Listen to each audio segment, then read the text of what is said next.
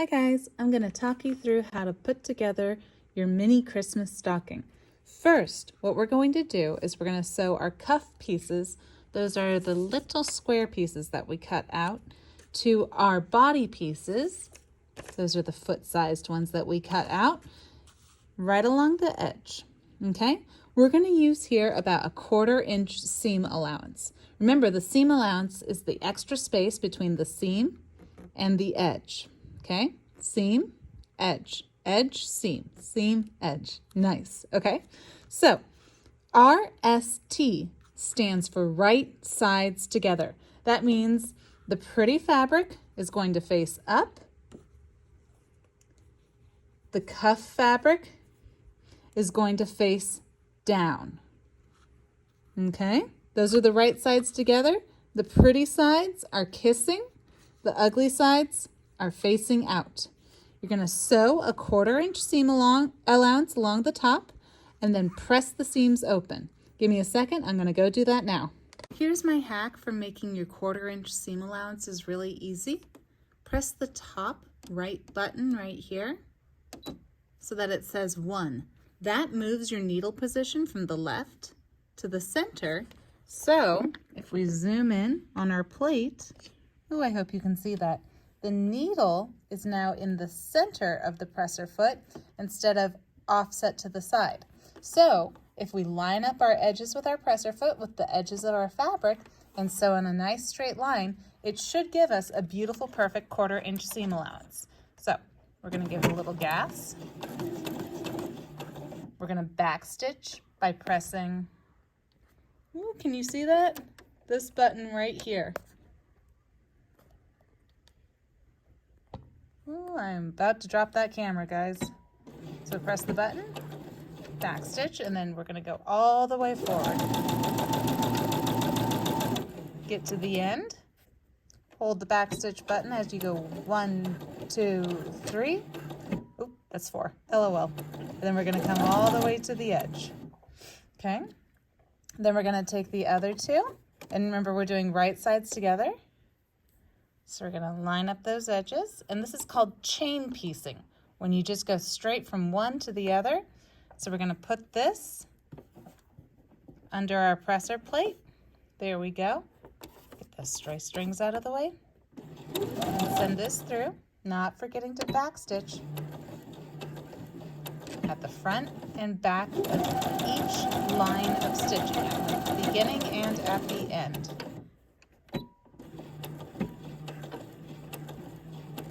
There we go. Now we can lift that presser foot, pull it out. Where are my scissors? Oh, I lost my scissors.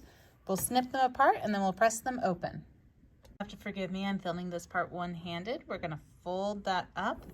Oh, so pretty. Right sides facing out. And we're going to give that some iron. We always iron after we stitch because it helps us sink our stitches into the fabric. We're going to flip it over, and you don't have to press the seam open. You can just press it up towards the cup. Okay, so there's one, looking sharp. Let's do the other one.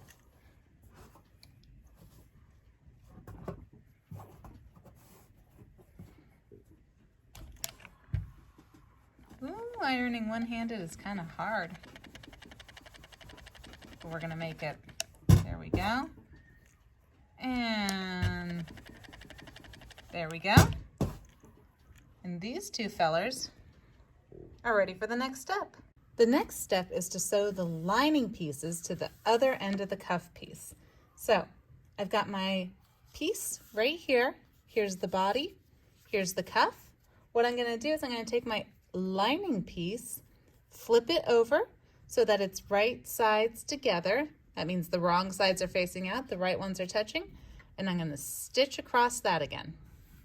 Now make sure that the feet are both facing the same way. This seems kind of obvious, but it's worth pointing out. I'm going to set my other one up, so right side up. Lining is right side down. Beautiful. We're going to stitch across the top there, and we're going to stitch across the top there. Once again, we're doing that 1/4-inch seam allowance and we're chain piecing them. Hold your tails when you get started. Stitch it 1, 2, 3-ish times. Oops, let's get back in focus. Back stitch, 1, 2, 3, and then we're going to come all the way to the end. When you get to the end, we're going to back stitch 1, 2, 3. Ah, it always accidentally does 4. That's all right. And then come to the end. When you get to the end of the fabric, but you don't sew off the fabric, you're going to put the other one right up next to it under the presser foot. This is called chain stitching. It helps us not waste thread. So we're going to do a couple stitches, back stitch, and then come forward again. When you get to the end, back stitch 1, 2, 3, and then come to the edge. Lift your presser foot up and pull these bad lads through. Nice. Let's pull them off and let's take a look at how they look. Now it's time to press all those seams open and iron the whole thing flat. Let's go do that. All right, guys, more one-handed ironing. We're going to press those seams towards the cuff again. While you're here, give the other side another good press, just in case. And let's all agree to ignore this horrible rip, huh? Let's do the other one. So pretty. Flip it over and press both of those seam allowances to the center. Now, I always like to flip it over and do the other side just to make sure everything is beautiful and perfect.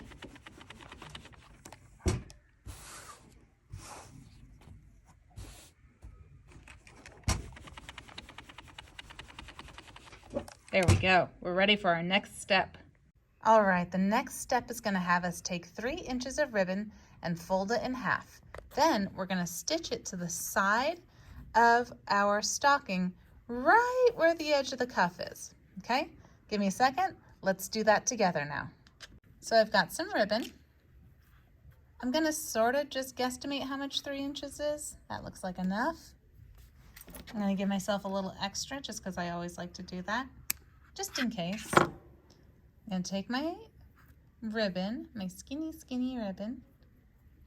I'm going to take one of my stocking pieces and then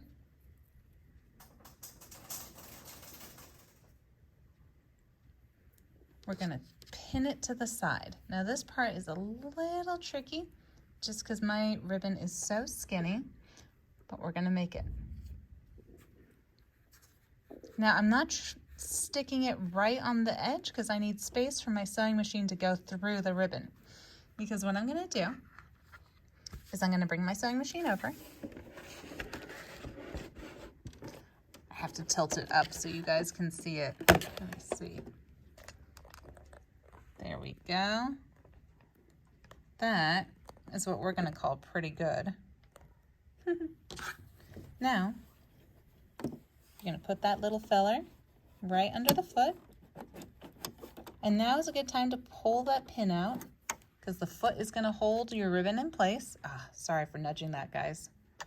I don't have the most high-tech setup.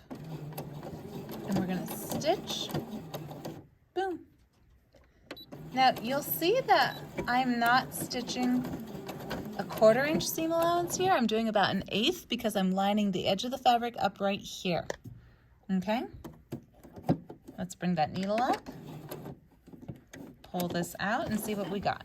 Oh yeah, that's what I'm talking about. That's that good. All right, next step, let's go. Our next step is pretty similar to our tote bag in that we're gonna put our pieces right sides together and sew all the way around the edges, except you're gonna leave a little opening so that you can turn your stocking right side out, okay? When you turn it right side out, you're gonna hand sew that little opening that you left open closed. All right, guys, as ever, it's really important to remember that we're sewing right sides together. So, pretty side facing up.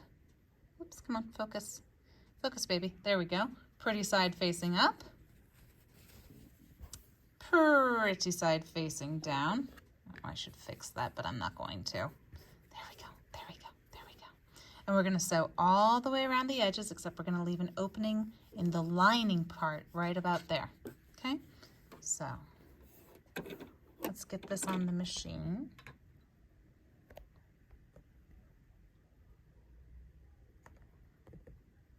There we go. Get that all focused. Oops, what's my thread doing? Make sure you always take a moment to check what's happening with your machine before you just start going after it, team. I needed to fix my thread right here. There we are. Pop it back in place. And we're using that 1/4 inch seam allowance again. So we're gonna come around.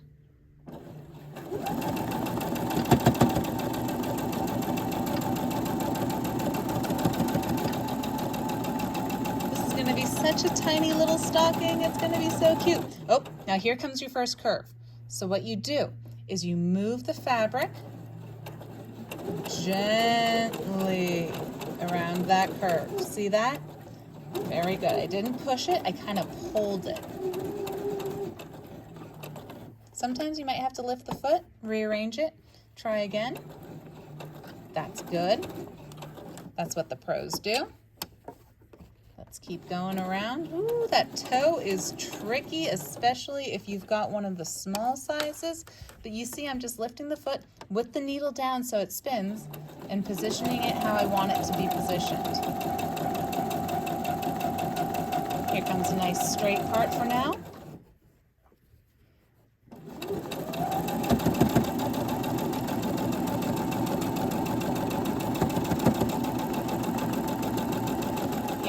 My curve. Lift up my foot, spin it a little bit. Lift up my foot, spin it a little bit.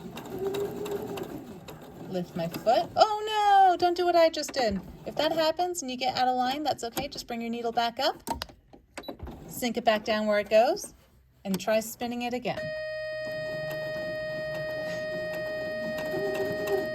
Do you guys hear the bell? I don't know if I like the new one. It's so different.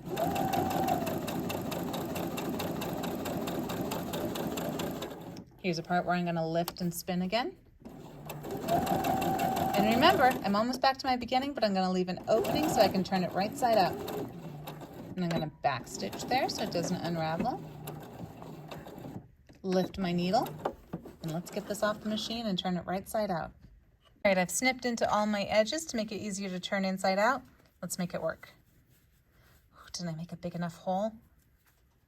I don't know. And I don't know how to speed this up. So you're just gonna have to watch me struggle with it for now.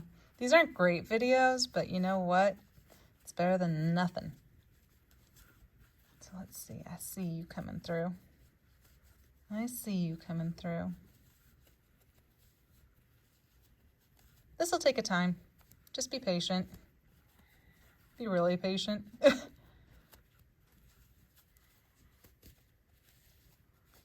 Ooh, and we're getting there.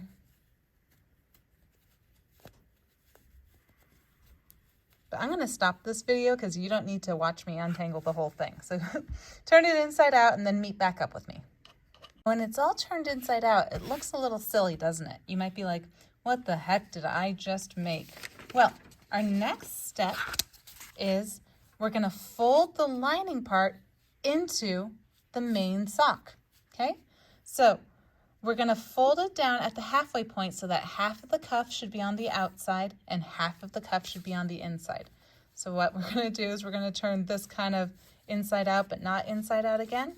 I like to just slide it along a finger actually like this. Push it on through, push it on through, push it on through. And when I get all the way at the end, what I like to do is I like to grab it with my fingers at the end. Oops. And then slide it into place. We might have to pull this through a little more. That's okay. Push it down again. Try to pinch both layers at the same time and then slide it through. Ta-da! Look at that little tiny stocking, you guys. You can fold that cuff down if you can. Mine is so little that it's a little hard. And just, oh my goodness. Look at how cute that little tiny guy is. Adorable. What I'm going to do now is I'm going to take kind of a thick highlighter like this and just pack it all in there. Make sure that everything is snug and tucked in, basically.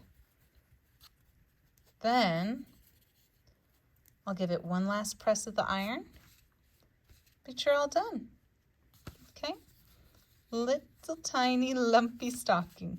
Mine's only lumpy because I haven't pressed it yet. Once you press it, it looks gorgeous. So I hope this is helpful. I hope this works. We're going to find out together. Let's go.